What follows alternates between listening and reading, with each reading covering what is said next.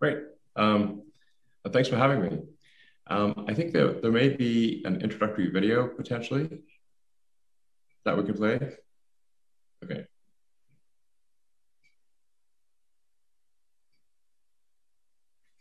See, I don't know if this it does have sound, but maybe you'll.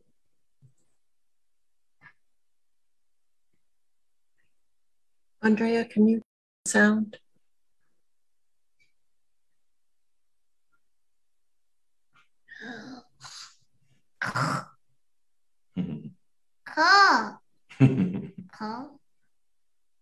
Rocket, but it's rocket on a big car.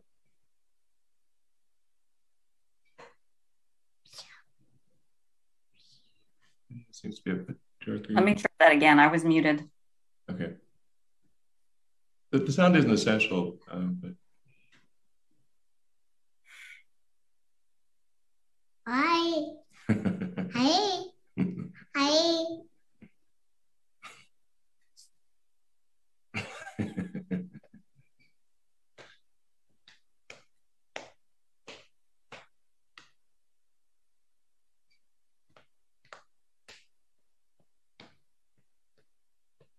Big, big, big, big, big, big, burger cup.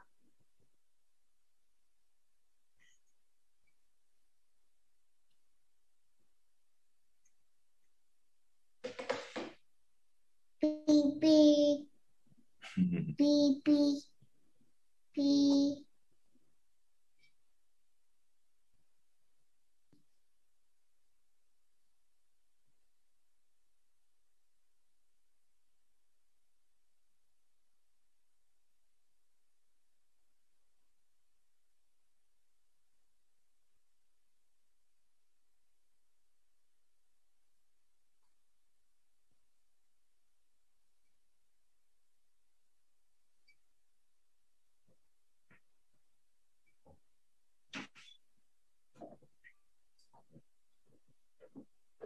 All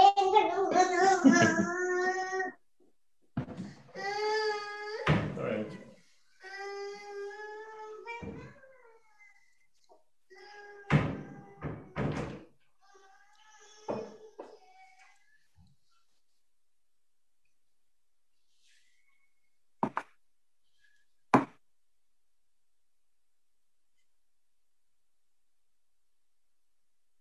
Great. So that was just an introductory video regarding the Starship program. That was all real, no CGI there. What we're aiming to develop with Starship is a generalized means of transporting large amounts of mass or people, but just in general, large amounts of mass anywhere in the solar system. The idea behind this is to have the first fully and rapidly reusable rocket, which is that's really the holy grail of rocketry. If you can have a fully and rapidly reusable rocket, orbital rocket, then the cost of transport of a ton to orbit drops by about 2 orders of magnitude, maybe better. So, just as a word for really any mode of transport, if you say had aircraft or cars that were not reusable, you would see very little use of aircraft and cars because you'd have to buy a new aircraft every time you went somewhere. And if you traveled somewhere in a car that was single use, you'd have to obviously tow a small car behind you just for the return journey. So I think this is quite profound. If we are successful, and at least from a design standpoint, it appears to be, all of the calculations close for having a fully reusable 100-ton to low Earth orbit capability. The vehicle is very big. So one of the things that helps with reusability is scale, because, for example, the electronics that control the brain of the vehicle, if you will, does not actually get any heavier if it is a big vehicle or a small vehicle. So things like avionics and control, inertial measurements, sensors and whatnot become round down to basically almost no percentage of the mass for a big vehicle. Whereas for a small vehicle, obviously that would be much more of an issue. So scale certainly helps. And then we're using the most advanced engine cycle, which from a physics standpoint is the best. You can extract the most amount of momentum for a given amount of fuel or propellant, which is a full flow gas staged combustion engine. That's the Raptor engine. There are currently 29 of those on the base of the booster. We'll be expanding that to 33. At 33 engines and with the Raptor 2, we'll be doing about 7,700 metric ton force of thrust on liftoff. So it's about 2.2, 2.3 times the thrust of a Saturn V. So it's really a very big vehicle. It's the biggest rocket ever designed, and we're close to our initial launch, our initial orbital launch. We've done several suborbital flights and have been able to land the vehicle successfully. The first orbital flight we're hoping to do in January. So we've completed the first orbital booster and first orbital ship, and we'll be complete with the launch pad and launch tower later this month, and then we'll do a bunch of tests in December and hopefully launch in January. There's a lot of risk associated with this first launch, so I would not say that it is likely to be successful, but I think we'll make a lot of progress. And then we've also built a factory for making a lot of these vehicles. So this is not a case of just one or two. We're aiming to make a great many. Ultimately, I think in order for life to become multiplanetary, we'll need maybe 1,000 ships or something like that. But the overarching goal of SpaceX has been to advance space technology such that humanity can become a multi-planet species and ultimately a spacefaring civilization, and to make true the things that we read about in science fiction and have them not always be fiction. I think this is actually quite important. Well, long term, it's essential for preserving the light of consciousness. Eventually, something will happen to Earth, hopefully not soon, but either natural or man-made, that would cause the end of civilization. So the probable lifespan of civilization is much greater if we're a multi-planet species, and ultimately even go beyond our solar system. But the first step is being multi-planet, Mars being the only realistic option for that. So I think from a standpoint of, like I said, from a standpoint of preserving the light of consciousness, and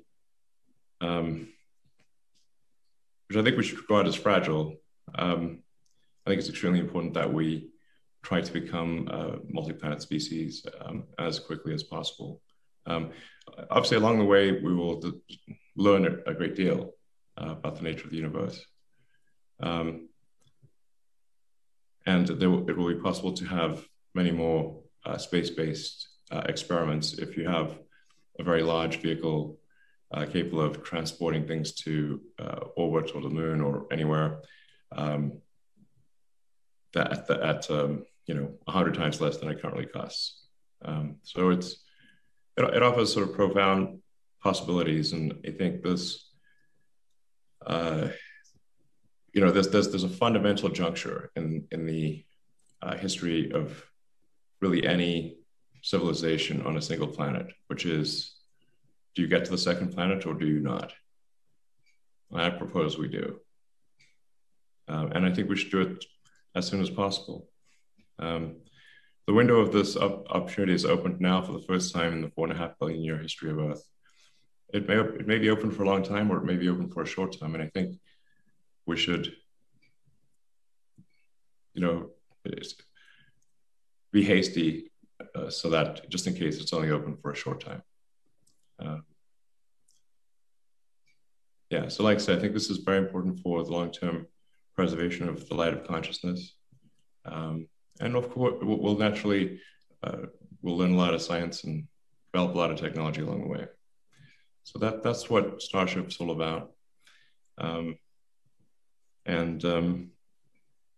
We have an interesting project that we're working with Seoul Perlmutter at Berkeley on, which is to have a really big telescope. This is taking a ground-based lens that was intended for a ground-based telescope and creating a space-based telescope with it.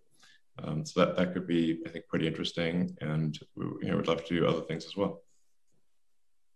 So, yeah, and I think people may know that NASA has selected Starship for the transport of astronauts to the lunar surface. So we look forward to doing that for NASA, and then I think it really could be. It has the ability, because of the mass transport capabilities of transporting enough mass and people to the moon, to actually have a permanently occupied, I think, base on the moon. Much as we have like a permanently occupied base at Antarctica, we could have a sort of a moon research station, which I think would be amazing. So, yeah, I think, anyway, this is a very profound vehicle, and nothing really like it is being developed, and I don't think anything quite like it has been even proposed. But it has the potential to affect human destiny in a very profound way. So I'm happy to answer any questions. I'm not sure quite what you'd like to know, so maybe real-time questions are the best way to address what people may be thinking. Terrific. Thank you so much, Elon. From our board members, please raise your hands for questions. And our first question will come from Louis DeMauro.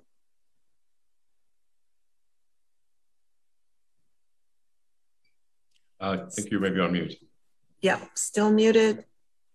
There you go. Just saying thank you for that. It's a rather big vision. I wonder, in order to achieve this goal that you painted, what type of international collaboration do you see to get this done? And, what are the possibilities of actually pulling that off? Well, we're not assuming any international collaboration. We're building this thing right now, and we're really building it from internal funds. NASA is providing some support because they intend to use Starship for transporting astronauts to the surface of the moon.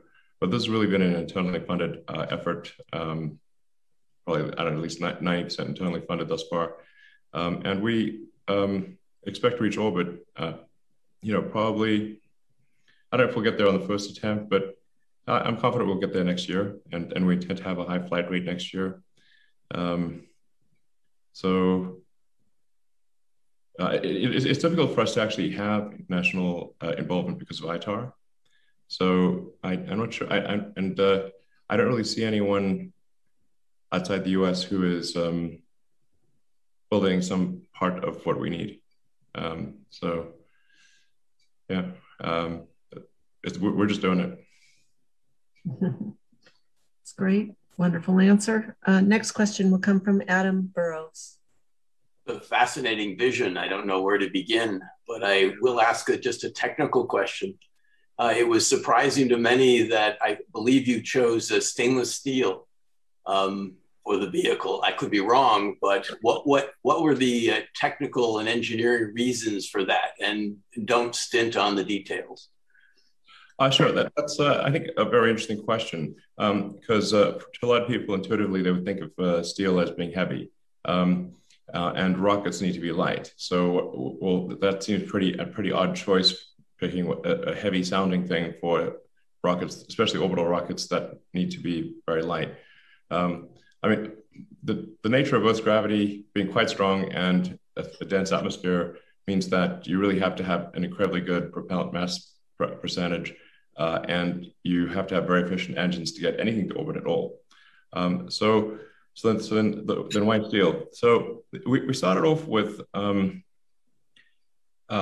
advanced composite. So intuitively, if you ask people who understand materials, they will say, we want to make something incredibly light. They'll say, probably you want to use state-of-the-art carbon fiber composite. That's usually what they'll say. And that's what we started out with, which was really a very advanced carbon fiber. Actually, it was only made in very small quantities. It cost $130 per kilogram, so it was very expensive material. And there are some challenges if you want to make the primary structure out of carbon fiber, which is that you've got to contain cryogenic fluid, and you need gas in sort of what's called ullage gas, pressurization gas, to pressurize the propellants in the main tanks and feed the engine turbopumps with a given inlet pressure. So if you have a carbon fiber tank, because it tends to be porous and also potentially flammable when subject to warm gaseous pure oxygen, because our vehicle is autogenously pressurized. So the oxygen tank is pressurized with gaseous oxygen, and the fuel tank is pressurized with gaseous methane. The resin and the carbon in the carbon fiber is potentially flammable with hot, pure oxygen gas. So you'd have to have some kind of liner. So when you look at the full mass and complexity of a carbon fiber system, you start having things that reduce the mass efficiency of carbon fiber, such as having an inert liner and being worried about gas permeating through the carbon fiber and that kind of thing. So but it still would be it's still an okay choice. However, we were having a lot of trouble making progress with the carbon fiber because this is a 9-meter diameter rocket. And so you're wrapping carbon fiber with typically, in this case, 60 to 120 plies, depending upon where you are in the tank. And you have to get all of those wrappings accurate and not leave bubbles or separator sheets or all the things that typically happen, or you've got to scrap the whole thing. And then you've got to get good mass properties, put it in an autoclave and put it under a lot of pressure. And then you need a gigantic autoclave because it's a 9-meter diameter with a 70-meter long boost stage. So this is autoclave from hell. And we just weren't making rapid progress with this material. So then the next thing, the other two materials worth considering are a high strength form of aluminium, or potentially steel. So for Falcon 9, we use aluminum lithium, which is the highest strength to weight aluminum alloy that you could use. Very difficult to weld, but that's what we use for the primary structure of Falcon 9. Then, but the problem is it's very difficult to weld. You need to do friction stir welding, and also the material cost is quite high. So, that's sort of material cost, arguably on the sort of $40 a kilogram level. And like very difficult to weld. But then there's steel. The interesting thing about 300 series stainless steel is that its properties at cryogenic temperatures, its strength properties increase dramatically. So if you were to look at the material properties at room temperature, you'd be like, oh, it's not that great. But now go look at the temperature properties at liquid oxygen temperature. Oh, actually much stronger. Also no meaningful increase in brittleness. So it still has high toughness at cryogenic temperatures. It is much stronger, depending on how cold you go, up to twice as strong. And then and then if you can also cold work it. So you get if you go sort of full hard cold work, and and do the final bit of cold work at cryogenic temperatures, you get outstanding strength properties which are roughly equal to an advanced carbon fiber. And this is, and in our case for Starship, both the fuel and the oxygen are cryogenic. So this helps a lot. Whereas for Falcon 9, you use cryogenic oxygen, but kind of room temperature kerosene fuel. So anyway, so we're both. This is quite a long explanation. Hopefully interesting. If both fuel and oxygen fuel and oxidizer are cryogenic, now you get the strength properties in the primary structure of both tanks, so both are very strong, very tough and resilient. Also very easy to weld stainless steel. And we started off with stainless steel 301. That did have some fracture toughness issues at cryogenic temperatures. We switched to 304, and now we developed our own alloy, which is 30X, which is better than either 301 or 304. Anyway, so now stainless steel only costs about $4 a kilogram. So we went from $130 a kilogram advanced carbon fiber to $4 a kilogram stainless steel, from 120 plies to 1 ply. It's just coil from the mill, and basically the same strength, and very high toughness and resilience. And don't even need to paint it, which is great. So paint is, paint on a big vehicle weighs many tons, and it's quite difficult to paint big things. So, but now there's another advantage. So obviously you can tell I'm a huge fan of stainless steel. Stainless steel and I should get a room or something.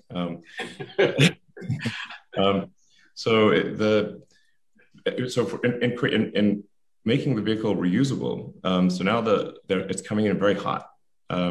So the ship is coming in at hypersonic velocities, coming, sort of kind of like a Mach 25 entry velocity. So this would just obviously just melt it, but if you've got steel, your melting point is much better, higher than aluminum, and you can handle much better temperatures than carbon fiber, because the resin tends to have problems. Like you can basically go, anything much above, say, 200 Celsius, or for carbon fiber or aluminum is you start falling off a cliff from a strength standpoint. But for steel, you go 800, and it's fine. Even 1,000 can be fine.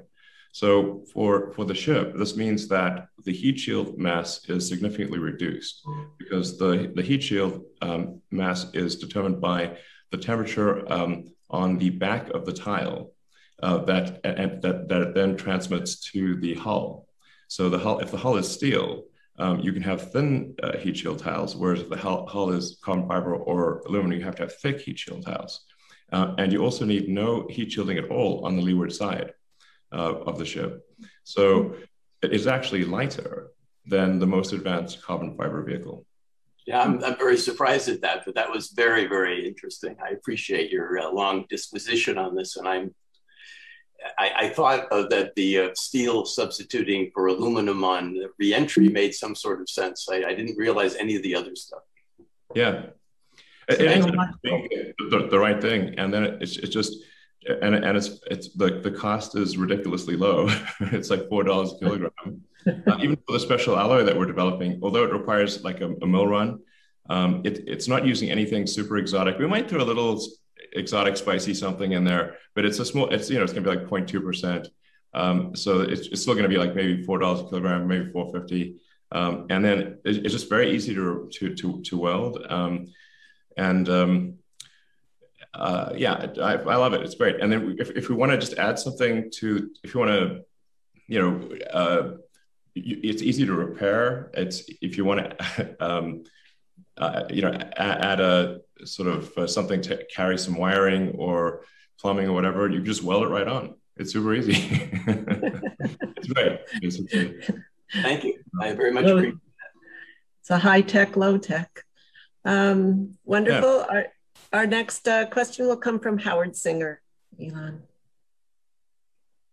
Hello. I started my science career watching Captain Video and reading Isaac Asimov, and you've made all that fiction real, so thank you very much. My question is, what are you doing for radiation protection for the crews? And if you have you explored the need for forecasts of the space weather conditions or the space weather environment? Sure. I think there is, there's always some risk going into deep space, and we definitely wouldn't want to be traveling when there's like intense solar storms or anything like that. For going to the moon, like obviously, the United States has done that before, and it would be great to go back and great to have a permanent base where, if the costs are good enough, where we could have like a significant science contingent actually, on the base, permanently occupied, it would be epic. But once you're on the moon, of course, you're protected by the moon below you, and then you can put a lot of lunar regolith on top of whatever the research station roof would be. So once you're there, easy to protect. On the way, we'll have to check the weather report. And for Mars, it's going to be trickier. Obviously we don't have all the answers here, but and there may be some clever ways to reduce radiation effects. But I don't think they're insurmountable. Alrighty, thanks. Our next question comes from Margie Kivelson. So I'm an enthusiast for the outer planets, and SpaceX is giving the Europa Clipper a lift out to Jupiter. I wondered if you have comments on other missions that you would like to enhance by providing big lifts. Sure. Actually, we're really excited and honored to be flying the Clipper mission. I think there could be some incredibly exciting things to discover, and hopefully are, under Europa. It seems like probably the best place for some strange life. So hopefully we find some really cool things. I can't wait to launch the Clipper, and that'll be on a Falcon Heavy currently. With the Starship, we could, the great thing about Starship is it really should enable us to send very big things, and also to send them fast and need much less in the way of sort of planetary gravity assists and that kind of thing. Especially if we could build a propellant generation on the moon, then we could really send something with very high delta V. And if we have a base on Mars with high delta V, now you can basically planet hop from Mars to maybe Ceres, to maybe one of the moons of Jupiter, and ultimately all the way to the outer solar system. Basically, any place we can put the gas station, that gives us another whole leap forward. Ultimately, Starship is designed to be a generalized transport mechanism for the greater solar system. So it's really whatever you can imagine being, if you could get 100-ton object to the surface of Europa, there's a lot more you can do than with a smaller object. I think it's very exciting. Obviously, we still have a lot to prove, but architecturally, it is capable of transporting kind of almost any arbitrary mass to any solid surface in the solar system. Wow, terrific. Thanks. And Margie is actually leading the team building the magnetometer that you will be taking to Europa on the Clipper. Our next question comes from Steve Mackwell. Hi, Elon. Thanks so much for your presentation. I was wondering, what are your kind of plans for humans to Mars in terms of timescales, and are you going to send folks there for kind of a shorter stay, or you think a longer stay and bring them back, at least initially? I'm not sure. I think so. The first thing we'd want to do is confirm that we can land the ship safely on Mars, and so that might be, we'd want to probably land 2 or 3, I think, before sending people, and just confirm that we can land safely. So and actually on those missions we could obviously put a lot of scientific instrumentation. That I would recommend putting the lower cost scientific mission stuff on the first mission, but we'll certainly have propulsive landing very reliable on Earth, as we've been able to achieve with the Falcon 9 booster. It's now, knock on wood, so it's no longer, it's quite normal for the rocket to land safely, and we'll do the same with Starship, and then. I'm not sure quite what would happen. I mean, we might be working with NASA, or maybe NASA and other other countries to send people to Mars. But I view this very much as what set of actions can we take that maximize the probability that the future is good for civilization? Like what are sort of like civilizational risks that we can potentially mitigate? I just think being a multi-planet species is a tremendous risk mitigation for human civilization. As we know, eventually Earth will become, if you wait long enough, Earth will become uninhabitable. So in the long run, we're obviously all dead. but I think the technology that we develop in traveling from Earth to Mars, I think will be just a very powerful forcing function for the improvement of space transport. Like the initial boats that crossed the Atlantic and crossed the Pacific back in the sailing days were really terrible.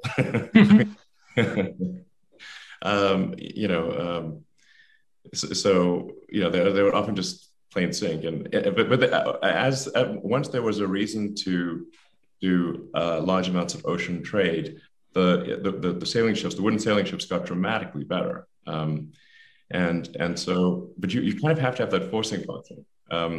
So that's what I think will happen, and we'll get much better at space transport. And I think this will also be very important if there's like a potential Earth collision event from some comet or something like that.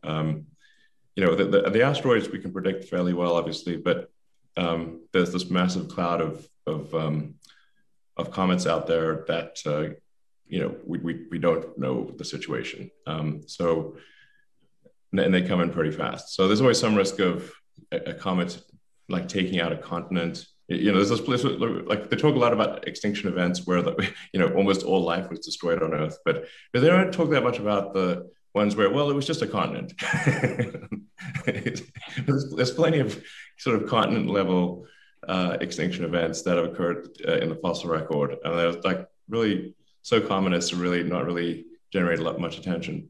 But if we've got large rockets that could potentially do something about that, then that could be, that could at one day save billions of people. But we've got to have big rockets and much more advanced space technology in order to protect against a comet coming in from far away. Okay, thank you so much. Perfect.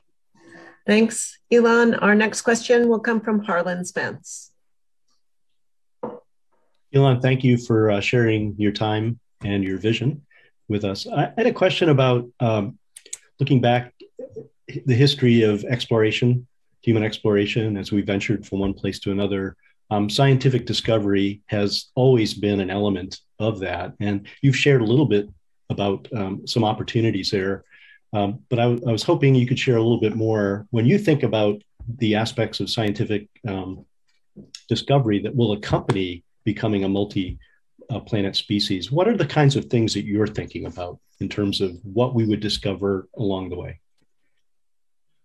Well, I think being able to really, have heavy-duty science research on the moon and on Mars, where you could really just go anywhere you want, drill core samples anywhere you want. I think we'd learn a tremendous amount as compared to having to send fairly small vehicles with limited scientific instrumentation, which is what we currently do for Mars and the Moon. So just having people there who can dynamically decide what they're going to do, and really being able to analyze the whole history of the planet, I think we'll learn a tremendous amount.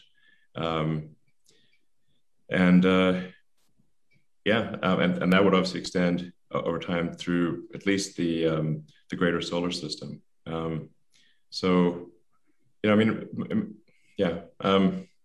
studied physics because I was just trying to find out what's the universe all about? How does it work? Where did it come from? Why are we here? I actually kind of got sort of depressed at one point because I was like, man, this doesn't seem to be any meaning to life. It just seems to be like, and then I made the mistake of like reading the German philosophers as a teenager. That made it was quite depressing.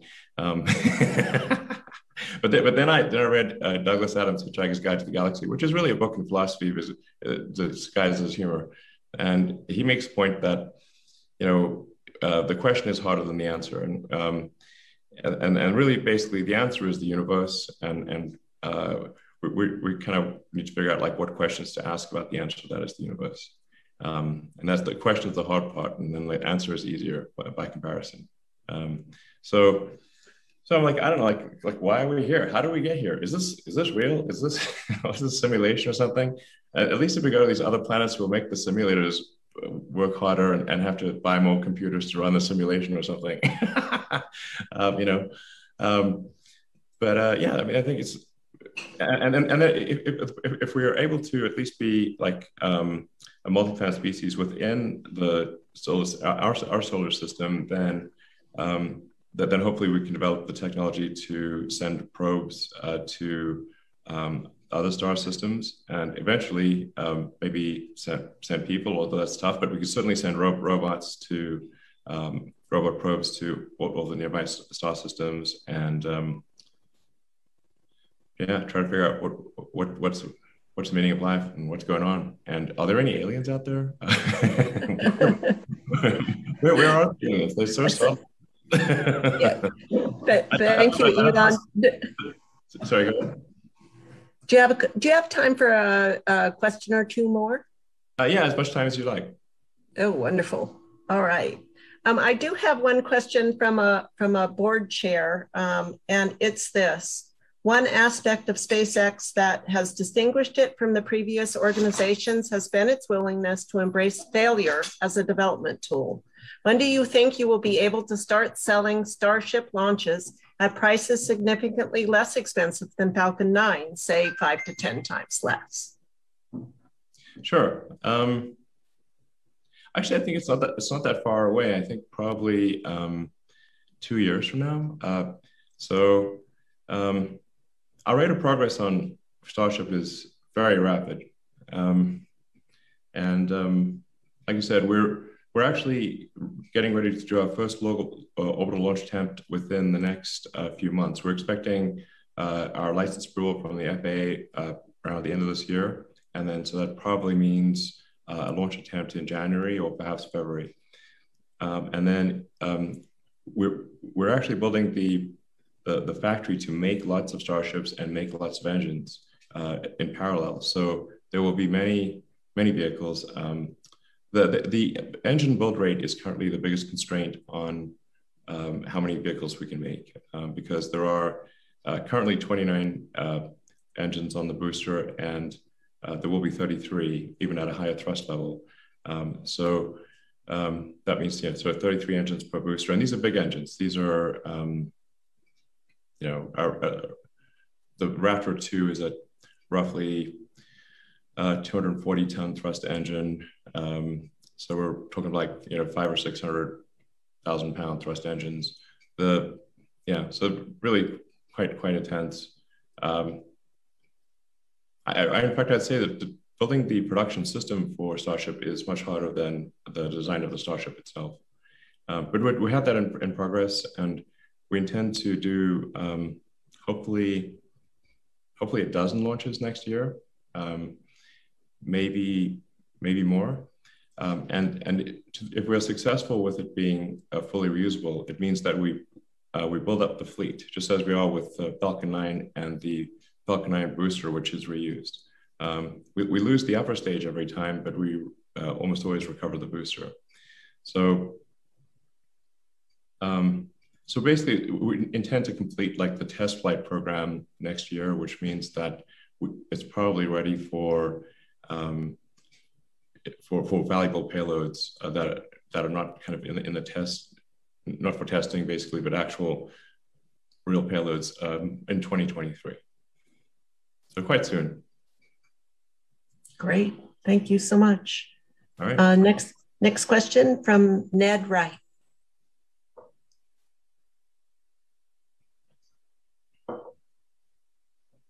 Ned, I think you're still muted.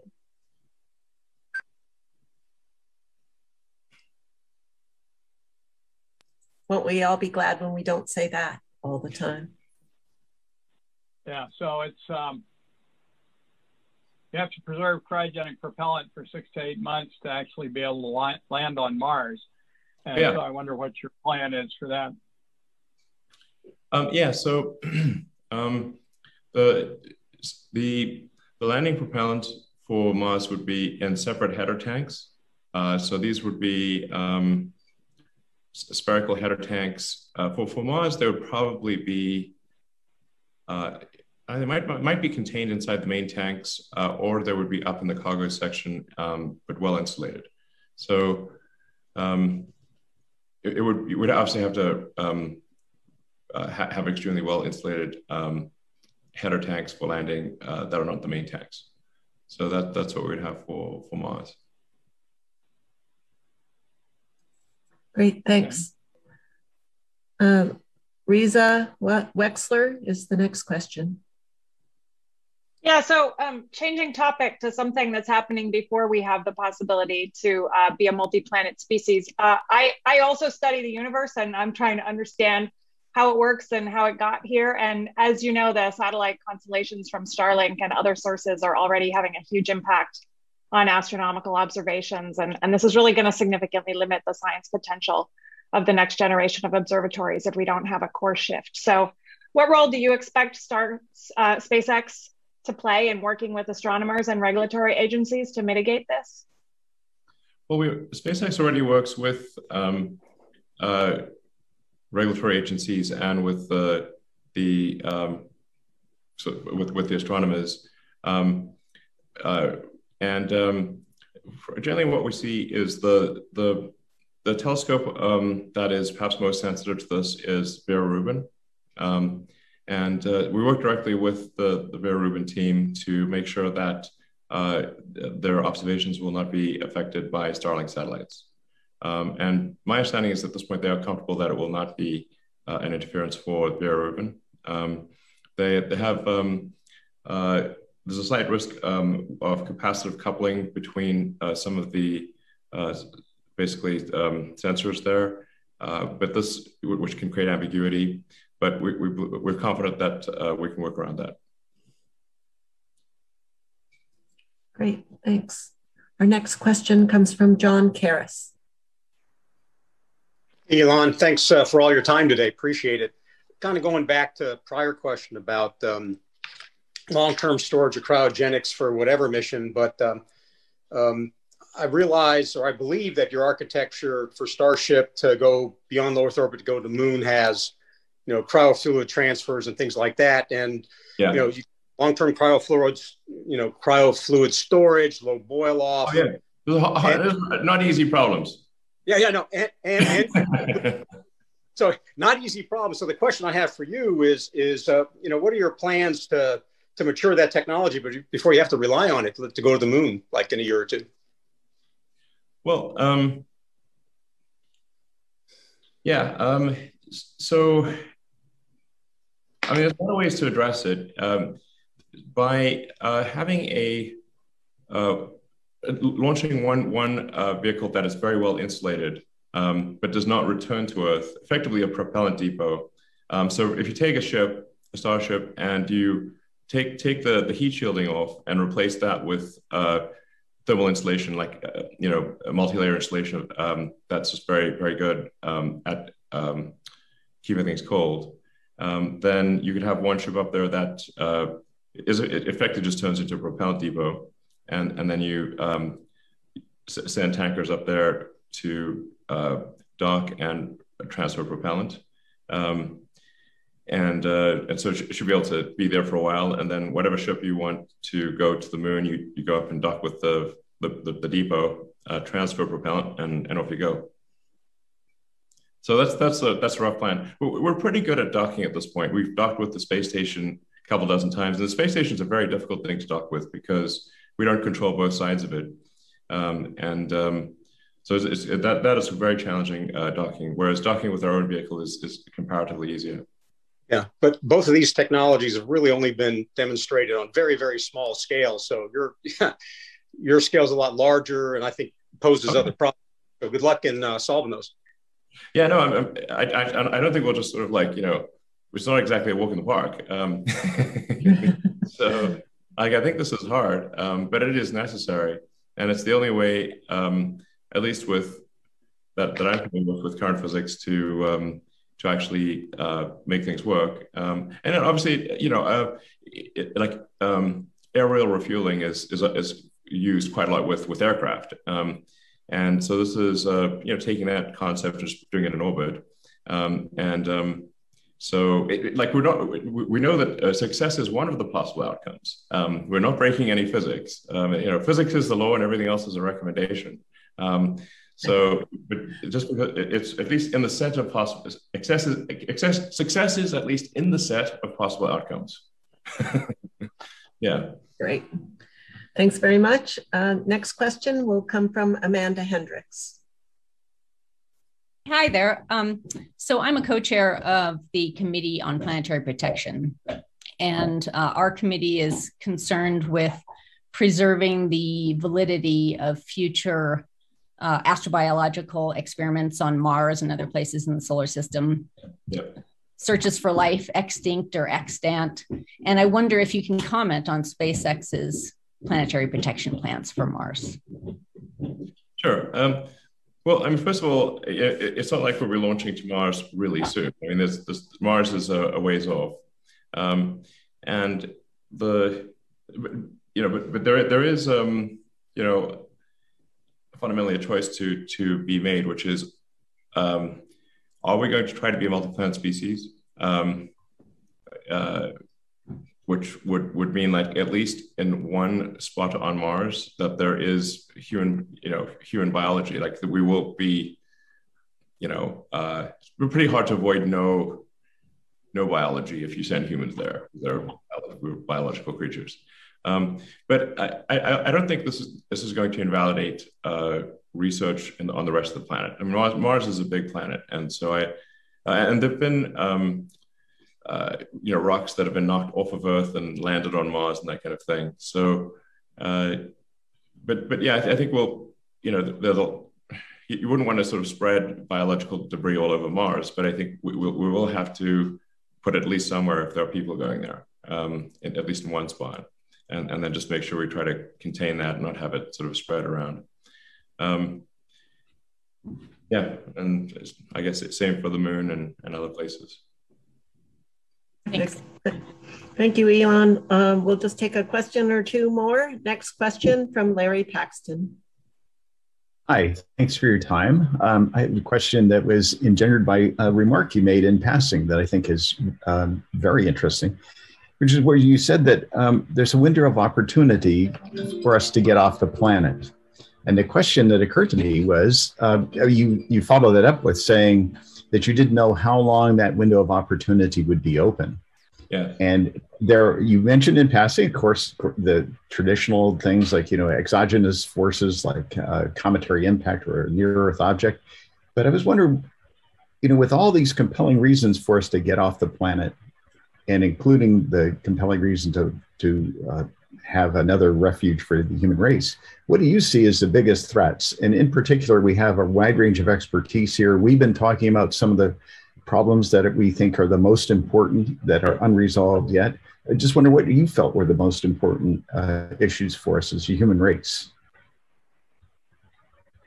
Yeah, I mean, in general, I've thought about this quite a lot, which is not to say that I've thought about it correctly, but I've thought about it a lot. And the one of the bigger risks on Earth would be, that we need to transition to sustainable energy, even if one discounts the CO2 capacity of the oceans and atmosphere. Eventually, we will run out of hydrocarbons to burn, and so we need something that's long-term sustainable. So that's sort of I kind of split my time between Tesla and SpaceX, and so Tesla's trying to accelerate the advent of sustainable energy, and that's to mitigate the risk on Earth, and then SpaceX is intended to mitigate like longer term risks that could potentially extinguish consciousness as we know it. I mean, we got the sort of delicate candle of consciousness sort of flickering in the darkness here, and I don't know if you guys have seen any evidence of aliens, but I sure haven't. I get asked that a lot. So, I think the Fermi paradox is just an incredibly interesting question. And I'm not sure who said it, but there appear to be, if there's either a lot of aliens or none, and equally, those answers are equally terrifying.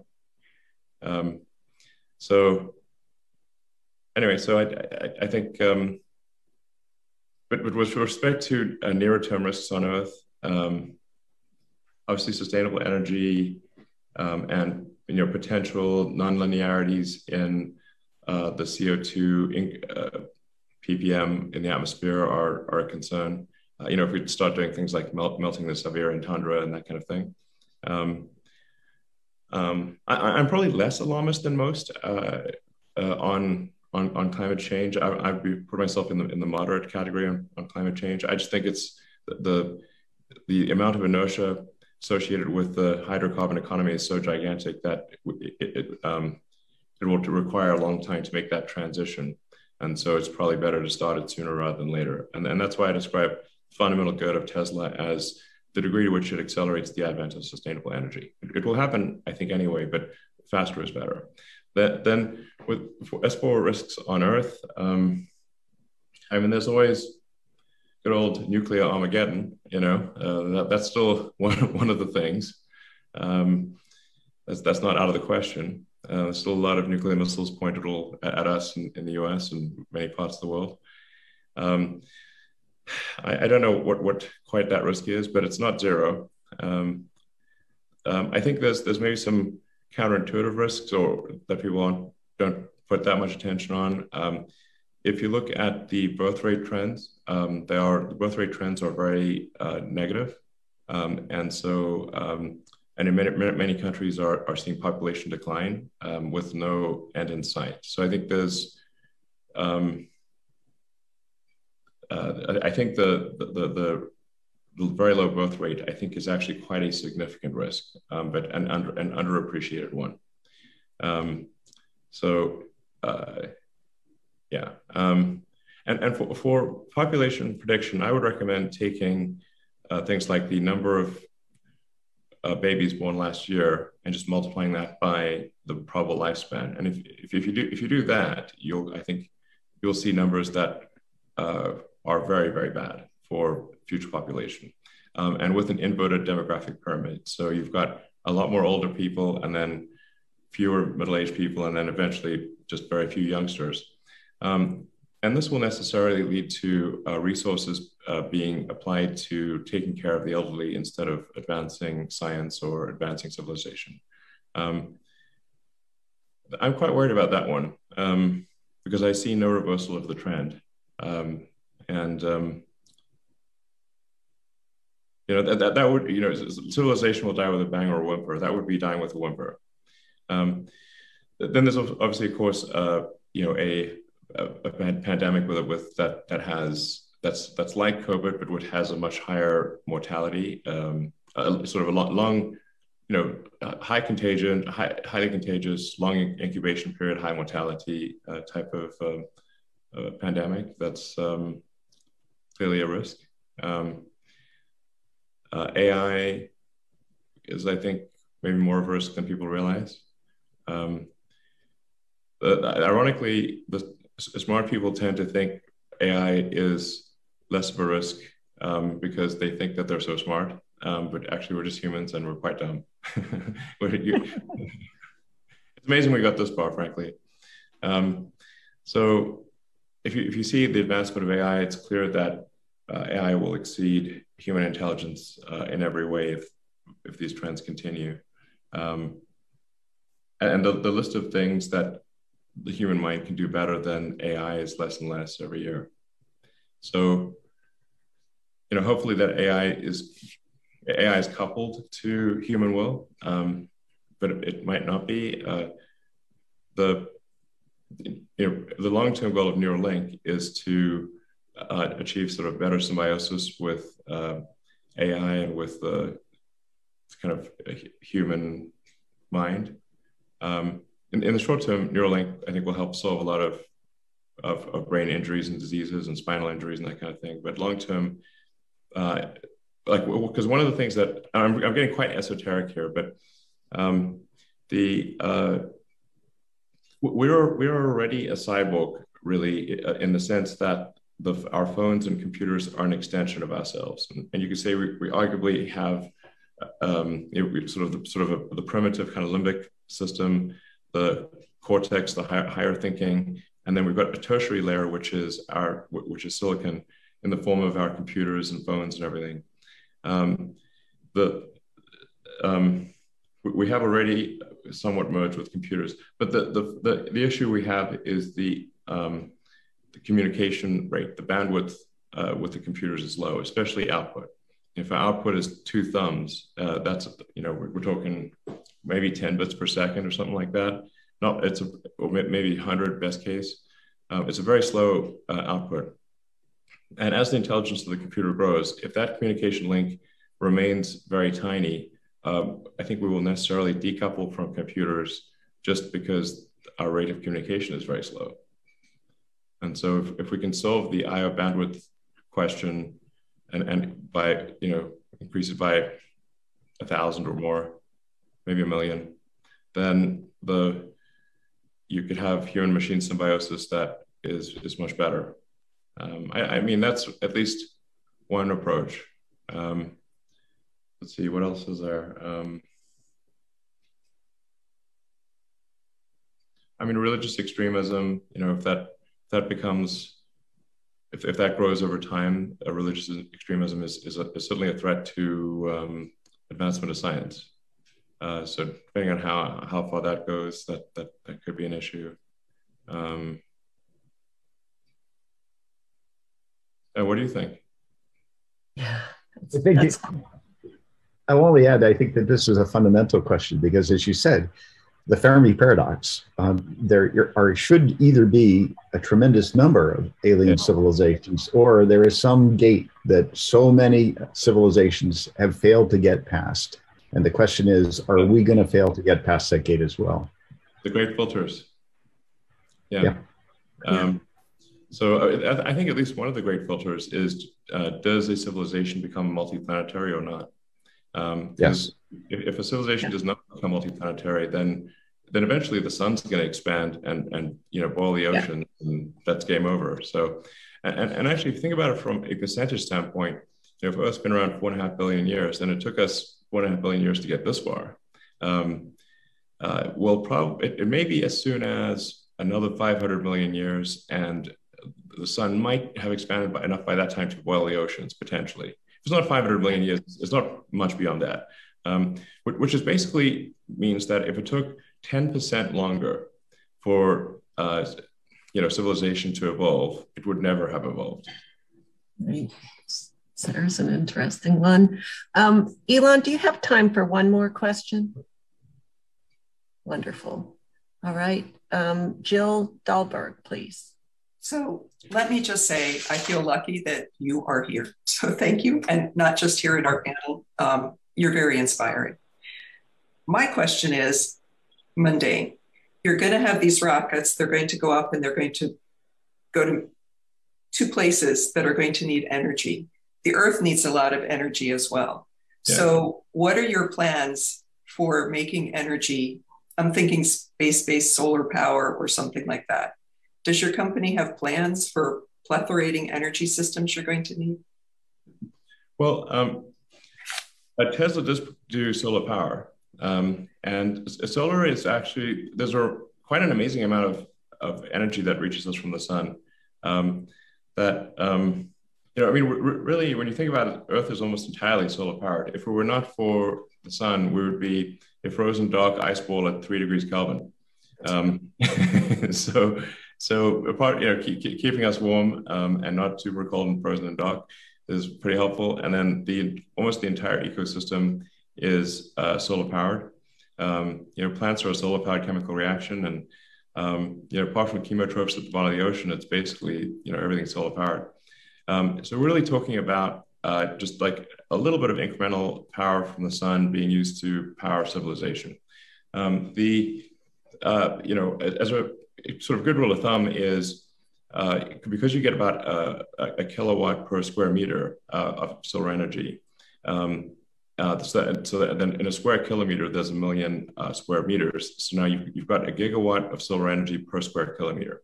And so if you've got like 25% efficient panels and there are maybe 80% of the area is, panel of then you've got like basically 200 megawatts per square kilometer of solar power.